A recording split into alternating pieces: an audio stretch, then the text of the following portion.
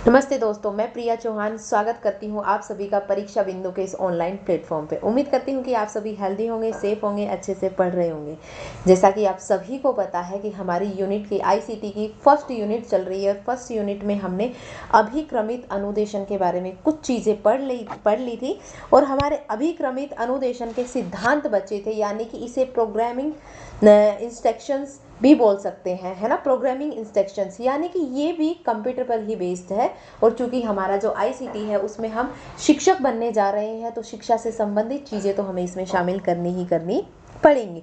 तो सबसे पहले हम बात करते हैं अभिक्रमित अनुदेशन के। जब हम सिद्धांतों की बात करते हैं तो इसका सबसे पहला सिद्धांत है क्रमिक लघु पदों का सिद्धांत, यानी कि principle of sequential small steps. यानी कि इसके अंदर क्या कर दिया जाता है, मान लीजिए कोई बड़ी चीज़ है, उसे छोटे छोटे टुकड़ों में बांटकर एक सीक्वेंस में कर दिया जाता है। यानी कि बड़ा चैप्टर है, बड़े चैप्टर को पहले छोटे छोटे टुकड़ों में बांटेंगे और फिर उन छोटे छोटे टुकड़ों को बांट करके एक दूसरे को सीक्वेंस से जोड़ते हुए हम हर एक चीज को क्लियर करते हैं। बाह्य अनुक्रिया अथवा सक्रिय सहभागिता का सिद्धांत जब हम बात करते हैं तो इसका अर्थ है कि देखिए भाई, इसके अंदर ना आप एक्टिवली पार्टिसिपेट करते हैं। जब आप कंप्यूटर के थ्रू पढ़ते हैं, कंप्यूटर इंस्ट्रक्टर के थ्रू जब आप पढ़ते हैं तो इसमें आप एक्टिवली पार्टिसिपेट करते हैं, यानी कि आपकी सक्रिय सहभागिता इसमें शामिल होती है। शीघ्र पृष्ठ पोषण का सिद्धांत, यानी कि इसमें इमीडिएट आपने कोई काम किया, मान लीजिए आपने कोई टेस्ट दिया, टेस्ट देते ही आपको हैंड टू हैंड उसका रिजल्ट मिल जाता है, यानी कि उसका हेड टू हेड फीडबैक मिल जाता है आपको। स्वगति का सिद्धांत, इसमें ना आप अपनी क्षमता के अनुसार जितनी आपकी गति है, जितनी आपकी क्षमता है, उस गति से आप पढ़ सकते हैं। मूल्यांकन का सिद्धांत, आपने कोई टेस्ट दिया, टेस्ट देते ही हैंड टू हैंड आपका मार्क्स वगैरह आ जाते हैं, यानी कि आप खुद पता कर सकते हैं कि कौन कौन से क्वेश्चन में कहाँ कहाँ आपसे गलती हुई, यानी कि सेल्फ इवेल्युएशन, स्वयं मूल्यांकन होता है इसमें। चलिए आगे बात करते हैं कंप्यूटर सहायक अनुदेशन, ये क्या होता है। यानी कि जब हमने प्रोग्राम इंस्ट्रक्शंस की बात की, यानी कि प्रोग्राम इंस्ट्रक्शंस की जब हमने बात करी, अभिक्रमित अनुदेशन की जब हमने बात की, तो उसके बहुत सारे प्रकार हैं। उन सभी प्रकारों को हम यहाँ ना पढ़ के हमारे कंप्यूटर इंस्ट्रक्शन इसके लिए आईसीटी के लिए सिर्फ दो ही जरूरी है, एक तो CAI एंड एक CAL, यानी कि कंप्यूटर असिस्टेड इंस्ट्रक्शन और कंप्यूटर असिस्टेड लर्निंग। कभी कभी ये असिस्टेड शब्द की जगह एडेड भी लिखा रहता है, जिसे भी आप एक ही कंसीडर करेंगे, दोनों का मतलब एक ही है। यहाँ पे अगर एडेड लिखा रहता है तो दोनों का मतलब एक ही है। आप इसे कंप्यूटर एडेड लर्निंग भी बोल सकते हैं, आप इसे कंप्यूटर एडेड इंस्ट्रक्शन भी बोल सकते हैं या कंप्यूटर असिस्टेड इंस्ट्रक्शन भी बोल सकते हैं। यानी कि कंप्यूटर सहायक अनुदेशन, कंप्यूटर जिस प्रकार जब आपको शिक्षक पढ़ाता है तो शिक्षक का पढ़ाना क्या होता है, इंस्ट्रक्शन देना, यानी कि अनुदेशन देना। जब वही पढ़ाई आप कंप्यूटर की सहायता से करते हैं तो उसे क्या कहा जाता है, कंप्यूटर सहायक अनुदेशन कहा जाता है। जब कंप्यूटर आपको इंस्ट्रक्शंस देता है तो वो कंप्यूटर सहायक अनुदेशन हो जाता है। और अधिगम का अर्थ क्या होता है, सीखना। जब आप शिक्षक की सहायता से सीखते हैं तो वो साधारण लर्निंग हो जाती है, यानी कि साधारण अधिगम हो जाता है। और जब वही अधिगम आप कंप्यूटर की सहायता से करते हैं तो उसे कंप्यूटर सहायक अधिगम कहा जाता है। यहाँ पे भी हमने वही बात की है, वह निर्देश जो कंप्यूटर की सहायता से प्राप्त होते हैं, कंप्यूटर द्वारा शिक्षण करवाना ही कंप्यूटर सहायक अनुदेशन कहलाता है। कंप्यूटर की सहायता से इंस्ट्रक्शंस देना या कंप्यूटर की सहायता से शिक्षण करवाना ही कंप्यूटर सहायक अनुदेशन कहलाता है। सबसे सिंपल परिभाषा है। आगे इसमें कंप्यूटर की सहायता से अधिगम होता है। भाई जब आपको इंस्ट्रक्शन करवाया जाता है, यानी कि आपको पढ़ाया जाता है, आप पढ़ते हो तो आप उस चीज़ को सीखते भी हो। जब आप सीखते हो कंप्यूटर की सहायता से तो वही क्या कहलाता है, कंप्यूटर सहायक अधिगम कहलाता है। कंप्यूटर की सहायता से पढ़ना, कंप्यूटर सहायक इंस्ट्रक्शन, कंप्यूटर की सहायता से जब आप सीखते हो तो वही कंप्यूटर सहायक अधिगम कहलाता है।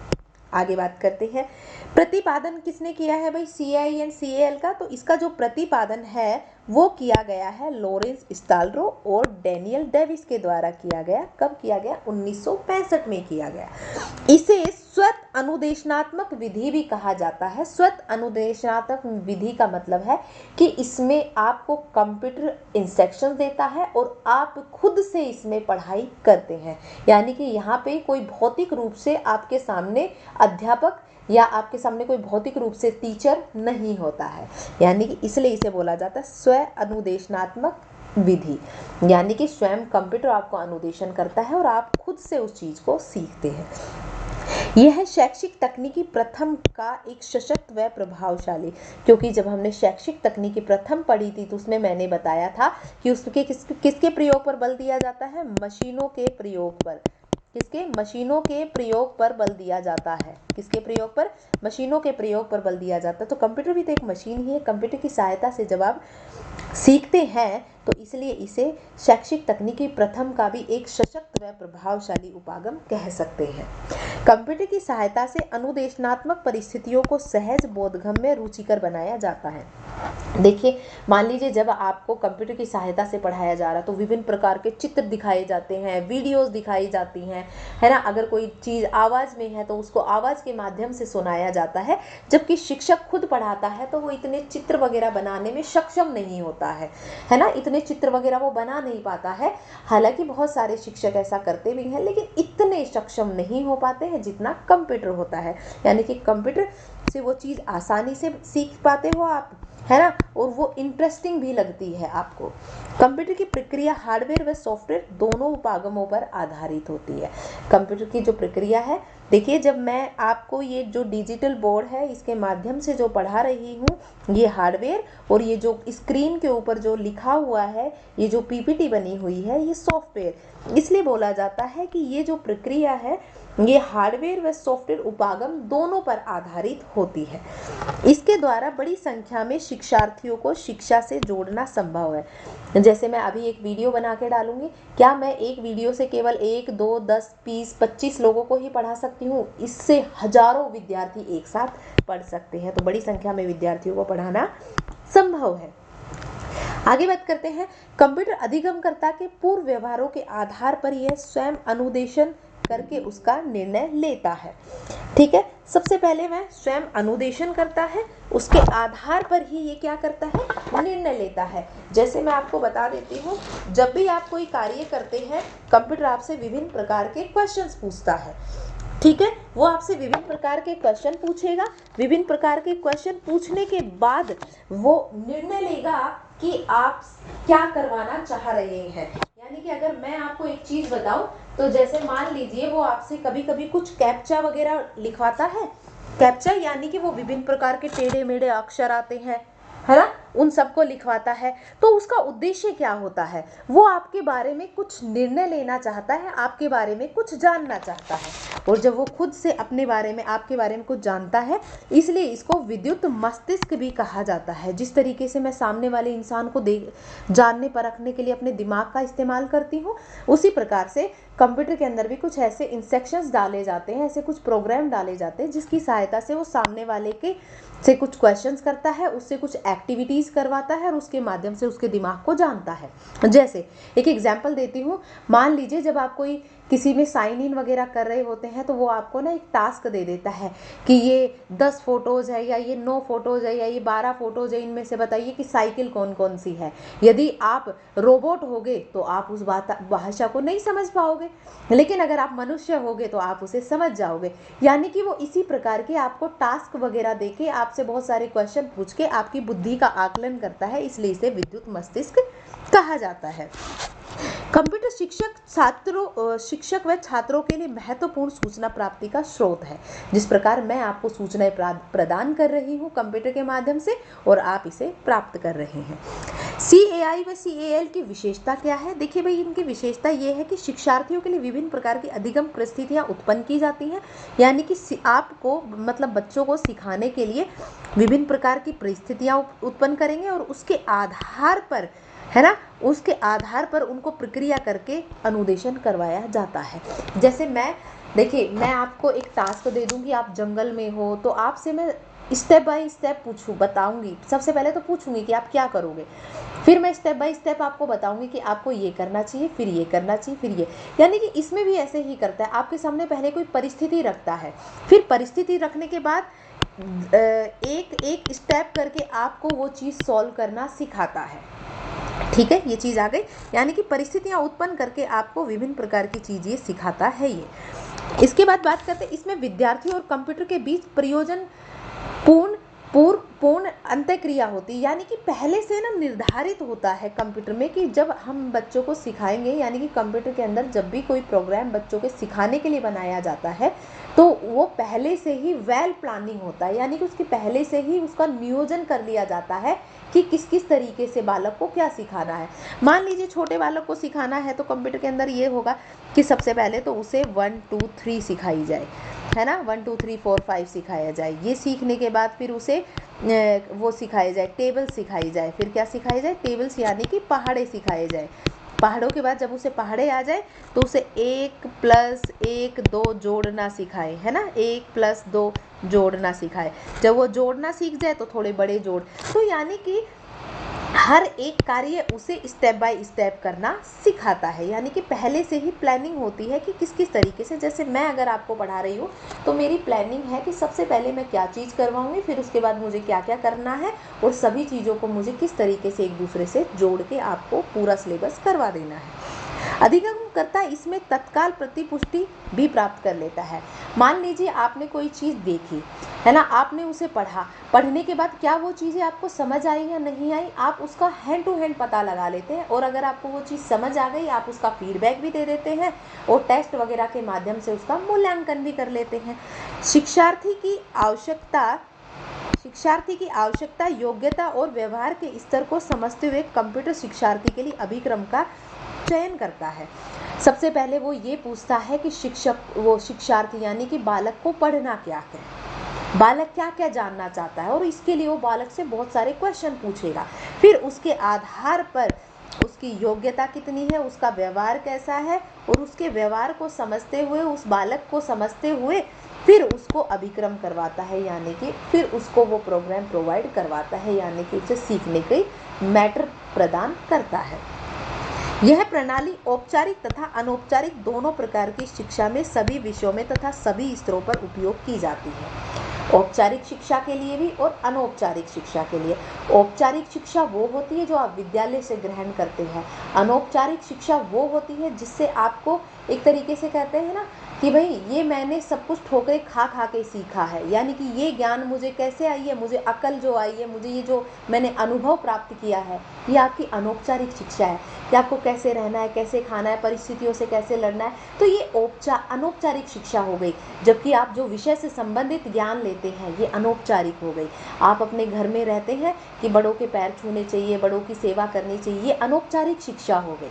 तो आप इससे औपचारिक व अनौपचारिक दोनों प्रकार का ज्ञान ग्रहण करते हैं।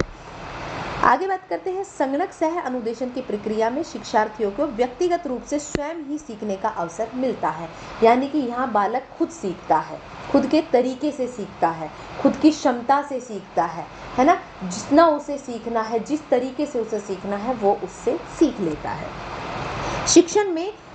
शिक्षण के विषय में निर्णय लेने का कार्य और वास्तविक शिक्षण देने का कार्य कंप्यूटर द्वारा किया जाता है, यानी कि यहाँ पे जो शिक्षक होता है ना उसकी भूमिका सिर्फ सुविधा प्रदाता के रूप में रहती है, कि जो शिक्षक होता है वो आपके लिए मैटर तैयार करके और एक प्लेटफॉर्म बना करके दे देता है, जबकि आपको शिक्षण करवाने का जो कार्य है वो किसके द्वारा करवाया जाता है? कंप्यूटर के द्वारा करवाया जाता है। इसलिए कहा जाता है जो शिक्षक होता है ना CAI और CAL में, यानी कि कंप्यूटर सहायक अनुदेशन में और कंप्यूटर सहायक अधिगम में, जो शिक्षक होता है वो सुविधा प्रदाता होता है।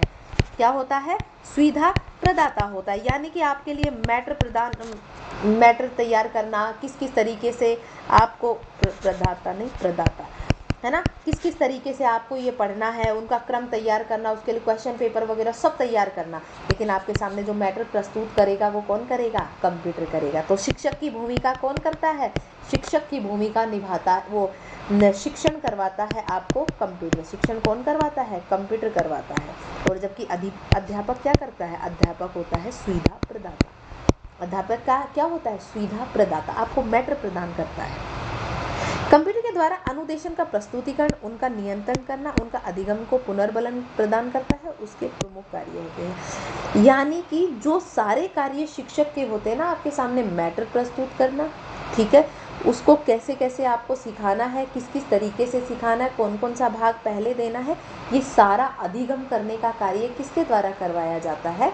ये सारे के सारे कार्य किसके द्वारा करवाए जाते हैं? कंप्यूटर के द्वारा किए जाते हैं। और अधिगम करता जो सीखने वाला यानी कि जो बालक है उसे पुनर्बलन भी कौन प्रदान करता है? उसे कंप्यूटर ही पुनर्बलन प्रदान करता है। ठीक है, चलिए आगे बात करते हैं। CAI व CL की विशेषता, वो सीमाएं क्या क्या है भाई? जब हर चीज़ की विशेषता होती है तो उसकी कुछ ना कुछ कमियां भी होती है।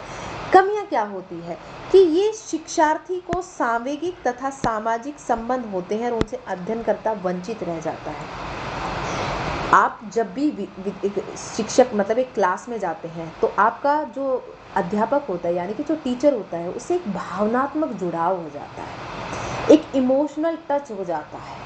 जबकि कंप्यूटर से आप कभी भी वो सामवेगिक यानी कि भावनात्मक और सामाजिक जुड़ाव नहीं कर पाते हो। कंप्यूटर कभी भी आपको ये नहीं सिखाएगा कि क्लास में आते ही टीचर अध्यापक के पैर छुओ, उसे प्रणाम करो, अध्यापक का सम्मान करो। आपके अंदर दया होनी चाहिए, सहानुभूति होनी चाहिए, आपको लोगों सभी आसपास के लोगों के साथ अच्छा व्यवहार करना चाहिए। ये सारी चीज़ें आपको वो नहीं सिखाता है। ये सारे के सारे इमोशंस आपको कौन सिखाता है? शिक्षक सिखाता है। क्योंकि कंप्यूटर में जो स्वयं की बुद्धि होती है वो जीरो होती है और इमोशंस भी जीरो होते हैं, यानी कि उसके अंदर किसी प्रकार की कोई भावना नहीं होती है, वो आपकी भावना को नहीं समझ सकता। जबकि अगर आप कभी कक्षा में उदास हो तो शिक्षक आपकी मन की बात को समझ जाता है, शिक्षक आपको मोटिवेट करता है ना, आपको पुनर्बलन प्रदान करता है या आपको मोटिवेट करता है। पुनर्बलन नहीं, आपको मोटिवेट करता है, आपको हर कार्य करने के लिए इतना मोटिवेट कर देता है कि आप बस अपने आप में बस ये समझते हो कि अब सब काम मैं कर दूंगा। यानी कि आपको हर चीज़ को करने के लिए जो एक अंदर से जो भाव प्रदान करता है वो शिक्षक करता है। सभी स्थानों पर इसका प्रयोग संभव नहीं है। भाई जहाँ पर इंटरनेट नहीं है वहाँ कैसे यूज़ करोगे? कंप्यूटर अगर बड़ा है तो उसे कैसे लेकर के जाओगे, है ना? तो इसका हर जगह प्रयोग संभव नहीं है क्योंकि आधारभूत संरचना की कमी भी है और बहुत सारे कारण हैं। अभिक्रम अधिक व्यय साध्य है, यानी कि ये महंगा होता है। कैसा होता है? व्यय साध्य यानी कि महंगा, यानी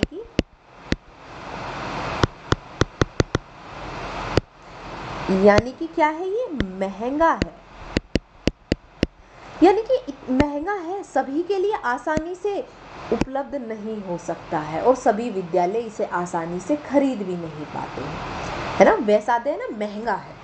शोध कार्यों में अधिक सहायक है कि ये शिक्षण से ज़्यादा शोध कार्यों में अधिक सहायक है, क्योंकि शोध कार्यों में बहुत सारी गणनाएं करनी होती हैं, हर चीज़ छोटी छोटी चीज़ों का ध्यान रखना होता है, कैलकुलेशन गणना यानी कि बिल्कुल परफेक्ट होनी चाहिए। तो उन सब के लिए जो कंप्यूटर होता है वो ज़्यादा परफेक्ट है। इसके लिए विशिष्ट प्रशिक्षण की आवश्यकता होती है। देखिए, आप बिना प्रशिक्षण के क्या कंप्यूटर चला पाओगे? नहीं। तो हर किसी को कंप्यूटर में स्किल तो नहीं है कि वो कंप्यूटर चला पाए, तो कंप्यूटर के लिए सबका सीखना भी जरूरी है कंप्यूटर। संगणक अनुदेशन विद्यार्थियों में मैत्री और सहयोग के भाव विकसित नहीं करते हैं।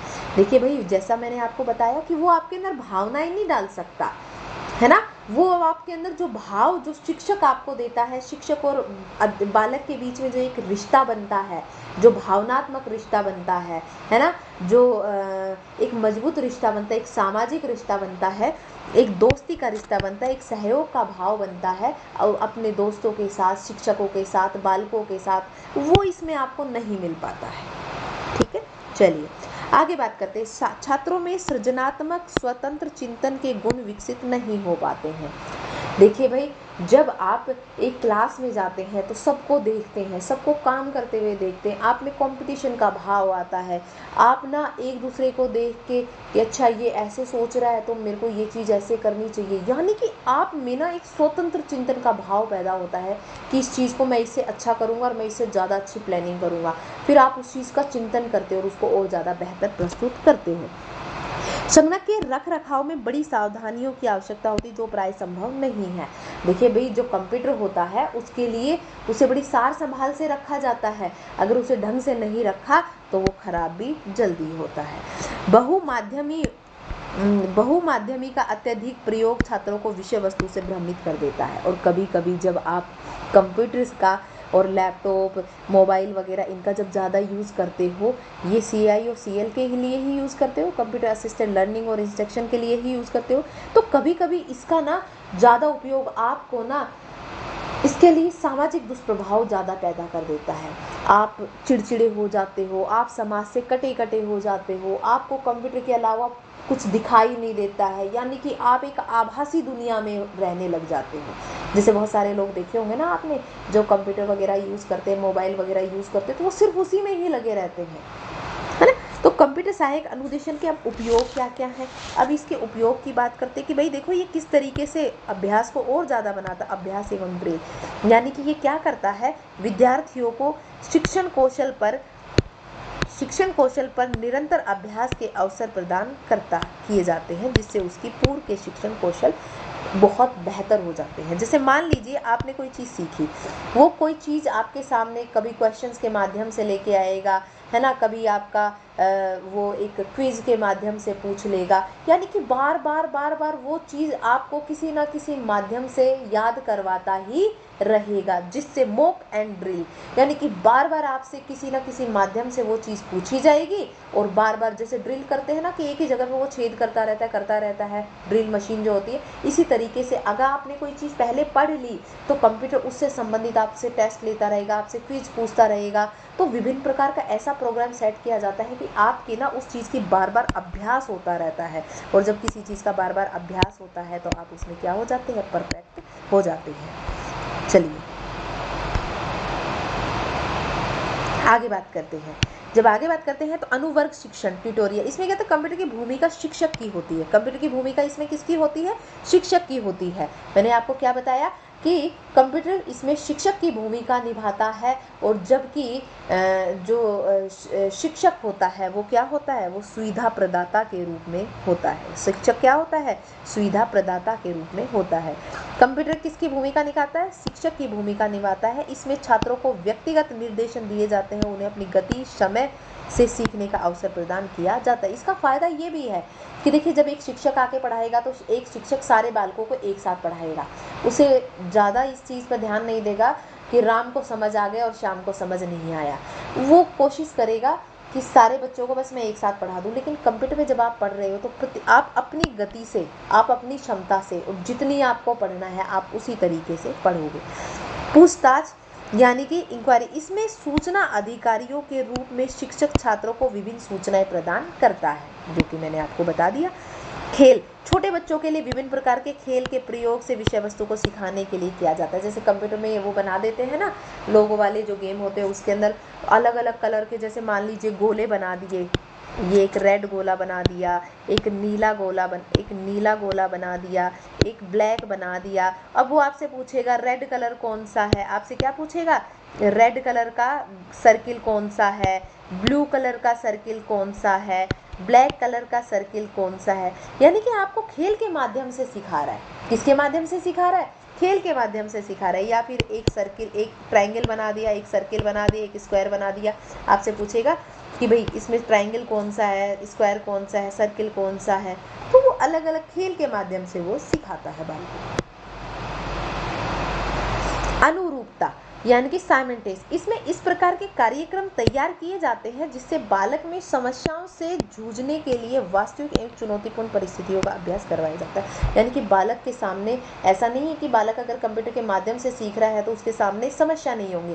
वो बच्चों को इतने कॉम्प्लेक्स एक तरीके से पजल तरीके की चीज़ें बना के देता है, जिससे कि बालक वास्तविक व चुनौतीपूर्ण परिस्थितियों का अभ्यास कर पाता है और उन चीज़ों को और बेहतर तरीके से सीखता है। खोज व अन्वेषण करना, यानी कि इसमें ना बालक खोज के माध्यम से सीखता है। किसके माध्यम से सीखता है, खोज करके सीखता है। अनुकरण, इसमें अनुकरणीय सॉफ्टवेयरों के माध्यम से विद्यार्थियों को जीवंतता और वास्तविक जीवन से परिचित करवाया जाता है।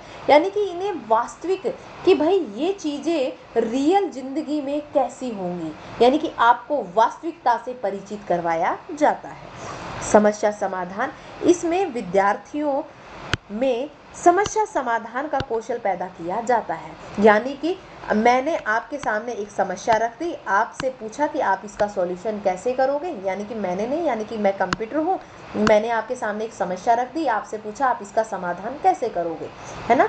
तो उससे आपके अंदर क्या कि भाई अगर आपके सामने वास्तविक जीवन में वैसी परिस्थितियां आ जाती हैं तो आप उनसे कैसे डील करोगे, आप उस प्रॉब्लम को, उस समस्या को कैसे सॉल्व करोगे। तो ये सारी चीज़ें आपको इसमें सिखाई जाती हैं। तो देखिए, अब याद रखिएगा, सूचना एवं संप्रेषण तकनीकी की मैंने आपको विशेषताएं बता दी, इसकी कमियां बता दी, CAI और CAL की कमियां और विशेषता बता दी। यही सूचना प्रौद्योगिकी के सिंपल जो बेसिक टॉपिक आपका आधार है, वही है आपका सूचना प्रौद्योगिकी का आधार। यहाँ पे आपका पहला टॉपिक खत्म होता है ICT का। इसके रिटन नोट्स आपको मेरे handwritten notes Telegram channel पे मिल जाएंगे। अगर आपने टेलीग्राम चैनल ज्वाइन नहीं किया है तो लिंक डिस्क्रिप्शन में दिया हुआ है, आप उस पर जा कर के लिंक पे जैसे ही क्लिक करेंगे ग्रुप को ज्वाइन कर लीजिए। Handwritten notes first unit के आपको उपलब्ध करवा दिए जाएंगे। आप ज़्यादा से ज़्यादा विद्यार्थी मेरे चैनल को लाइक, शेयर एंड सब्सक्राइब करें, और फिर मैं आपके लिए जो अब क्वेश्चंस की क्लास लेके आऊँगी वो लाइव सेशन में ही लेकर के आऊँगी, ताकि आप क्लास में प्रेजेंट रहें और फिर हम उन क्वेश्चंस को सॉल्व करें। आपको यहाँ पे पोस्ट और थंबनेल डाल दिया जाएगा, उससे आप देख लीजिएगा। सभी के सभी चैनल को सब्सक्राइब करके इसके नोटिफिकेशन बेल आइकन को दबा दीजिए, ताकि आपको मेरी क्लास आते ही उसका नोटिफिकेशन मिल जाए। जल्दी ही हम आपके लिए लाइव क्लास लेके आने वाले हैं क्वेश्चंस की, जिसमें हम फर्स्ट यूनिट के तमाम तरीके के क्वेश्चन सॉल्व करेंगे। आपको पता चल जाएगा प्रीवियस ईयर के क्वेश्चंस भी, कुछ नए क्वेश्चंस भी, और आपका ये टॉपिक और ज़्यादा बेहतर हो जाएगा। तो आज के लिए इतना ही। अगर ये वीडियो आपको अच्छा लगा है तो इसे ज़्यादा से ज़्यादा लाइक, शेयर एंड सब्सक्राइब करें, ताकि ज़्यादा से ज़्यादा विद्यार्थी हमसे जुड़ पाए। तो आज के लिए इतना ही। Thank you class.